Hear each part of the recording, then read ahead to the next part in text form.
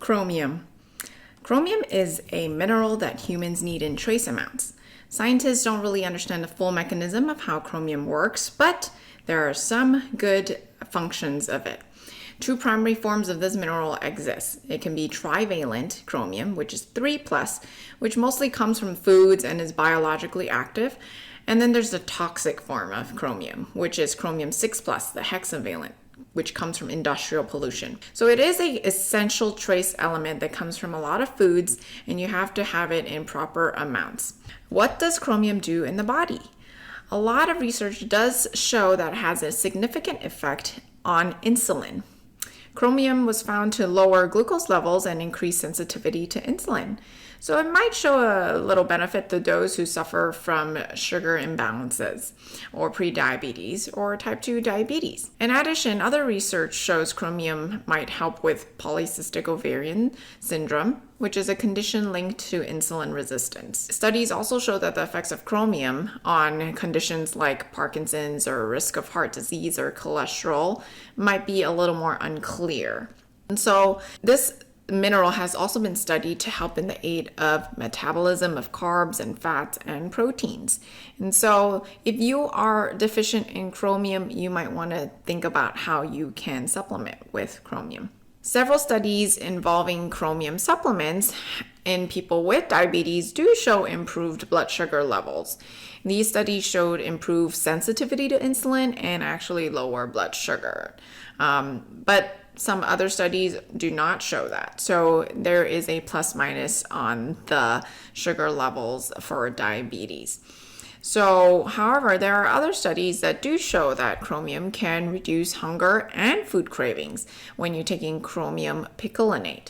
For example, groups of people who had depression and binge eating experienced a decrease in these behaviors when they took chromium picolinate. Always ask your doctor about whether you want to get started on the supplement. Don't ever start it yourself, because you want to make sure your sugar levels are good and that your food cravings and hunger issues don't have a underlying root cause. For weight loss, there might be potential effectiveness of chromium for weight loss in those who are overweight or obese, but more studies need to be made also.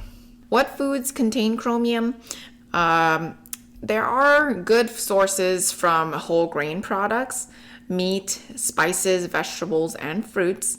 Sugary foods does not have chromium in there. Percentage of the daily value of chromium of half a cup of broccoli comes in at 31. So this means that broccoli can actually supply 31% of your estimated need for the chromium necessary for people with a healthy body. So another source can be like one medium unpeeled apple only provides 3%. So what sources of food can provide a lot? It would be broccolis, potatoes, green beans. That would be good sources. And then apples and bananas are a little less. So definitely supplementation might be key if you're very, very low in chromium. One fact to keep in mind is that chromium is absorbed in your intestines. However, only 0.4% to 2.5% of ingested chromium is actually absorbed in your gut. The rest actually gets excreted in your bowel movements.